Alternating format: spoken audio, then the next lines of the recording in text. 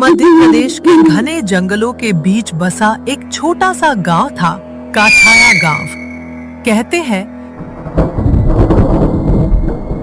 सूरज ढलने के बाद वहां कोई भी घर से बाहर निकलने की हिम्मत नहीं करता था। उसी गांव में रवि अपनी बूढ़ी दादी के साथ रहता था। उसकी माँ बाप की मौत बचपन में ही हो गई थी। दादी ही उसकी पूरी दुनिया थी। रवि पढ़ाई के साथ साथ खेतों में भी काम करता था। एक शाम दादी ने अचानक कहा, बेटा रवि, आज रात अगर बाहर से कोई तुम्हारा नाम लेकर बुलाए तो जवाब मत देना। रवि हंस पड़ा। क्या दादी, आप भी ना, आज के जमाने में भी कोई भूत प्रेत होता है क्या?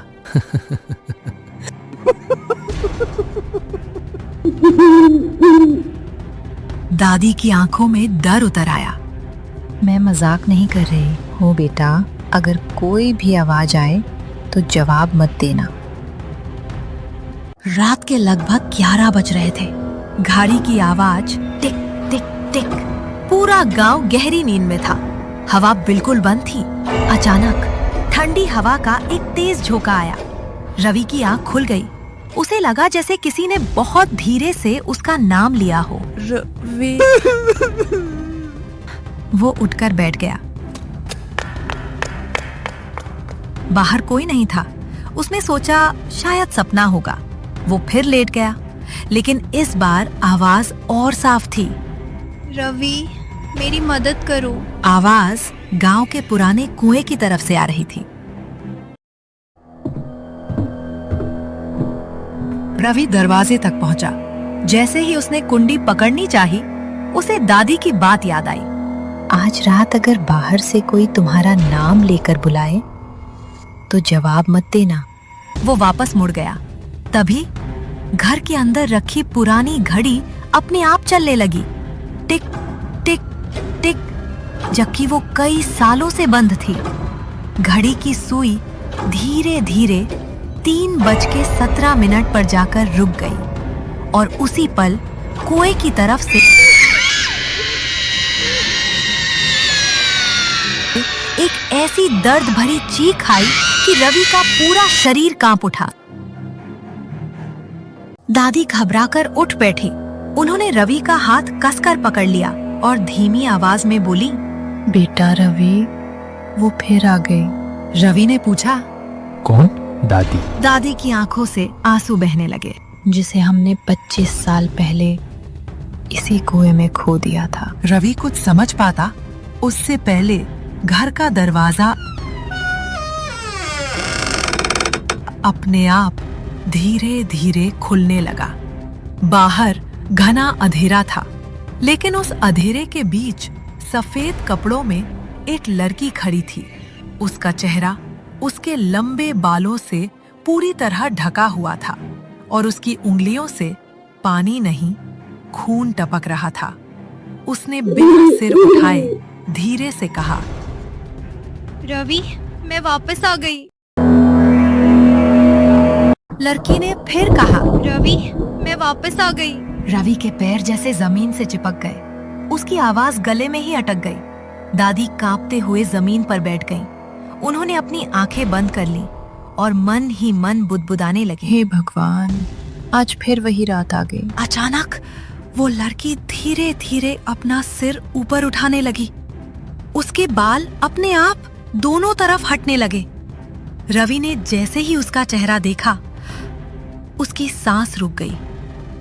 वो चेहरा पूरी तरह खतरनाक था, लेकिन सबसे डरावनी बात ये नहीं थी।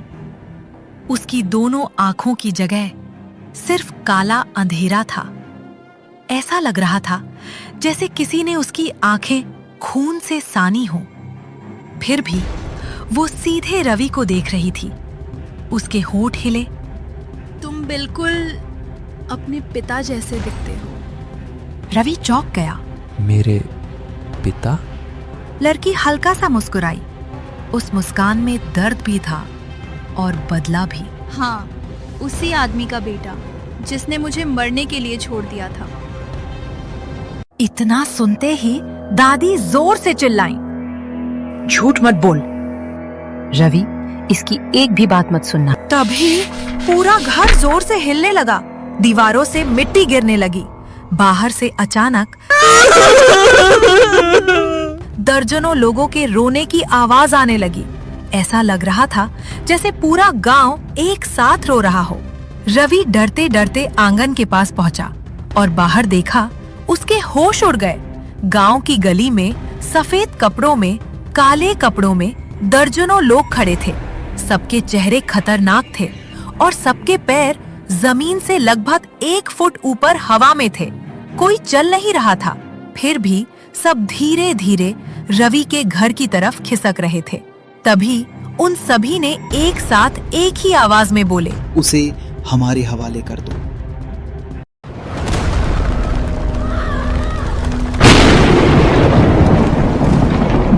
रवि डर कर पीछे हट गया। उसने दादी का हाथ पकड़ा। दादी, ये सब कौन है? ये इंसान नहीं है। ये वो लोग हैं जो उस कुएं का सच जानने की कोशिश में मारे गए थे। रवि ने कांपते हुए दोबारा कुएं की तरफ देखा।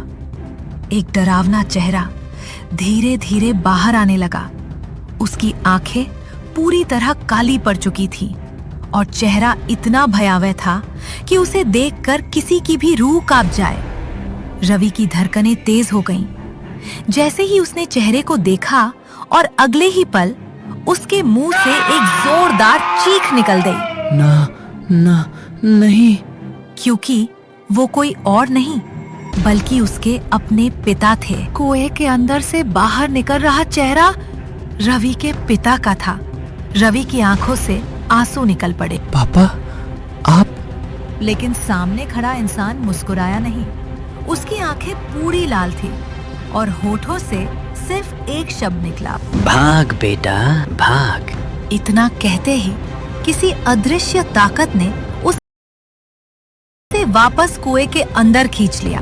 कुएं से ऐसी चीख गूंजी कि पूरा गांव कांप उठा। रवि अब डर से नहीं, सच जानने की जिद से कांप रहा था। वो दादी की ओर मुड़ा। दादी, अब सच बता दीजिए, आखिर हुआ क्या था? दादी फूट-फूट रोने लगी। काफी देर बाद उन्होंने कांपती आवाज में कहा, आज से 25 साल पहले उस लड़की का नाम मीरा था। मीरा गांव की सबसे सीधी और दयालु लड़की थी। एक रात कुछ लालची लोगों को पता चला कि पुराने कुएं के नीचे खजाना छिपा है। उन्होंने मीरा को बहाने से वहां बुलाया, लेकिन मीरा ने उनकी चोरी देख ली। सच्चाई छिपाने के लिए उन्होंने मीरा को जिंदा कुएं में धक्का दे दिया। बचाओ बचाओ, कोई है, बचाओ बचाओ। वो घंटों मदद के लिए चिल्लाती रही, बचाओ, कोई है, लेकिन बचाओ, किसी ने उसकी आवाज नहीं सुनी। रवि, उन लोगों में तुम्हारे पिता भी थे? नहीं दादी, नहीं, ये झूठ है। दादी, ये झूठ है, ऐसा हो ही नहीं सकता। हाँ, लेकिन बाद में उन्हें अपनी गलती का इतना पछतावा हुआ कि वे हर रात उसी कुएं पर जाकर मीरा की आत्मा से माफी मांगते थे। और एक रात वे भी वापस नहीं लौटे। उसी समय कुएं से मीरा की आवाज फिर आई, लेकिन इस बार उसकी आवाज में गुस्सा नहीं, दर्द था। मुझे बदला नहीं चाहिए था, मुझे सिर्फ इतना चाहिए था कि कोई सच खोल दे।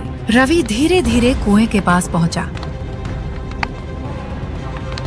उसने कांपती आवाज में कहा, मेरे पिता ने पाप किया था, मैं उसे नहीं छिपाऊंगा। अगर मेरी जान लेकर तुम्हें शांति मिलती है तो मैं तैयार हूं। पहली बार मीरा का चेहरा बदलने लगा। खतरनाक चेहरा धीरे धीरे वैसा हो गया जैसा वो मरने से पहले थी। उसकी आंखों में आंसू थे।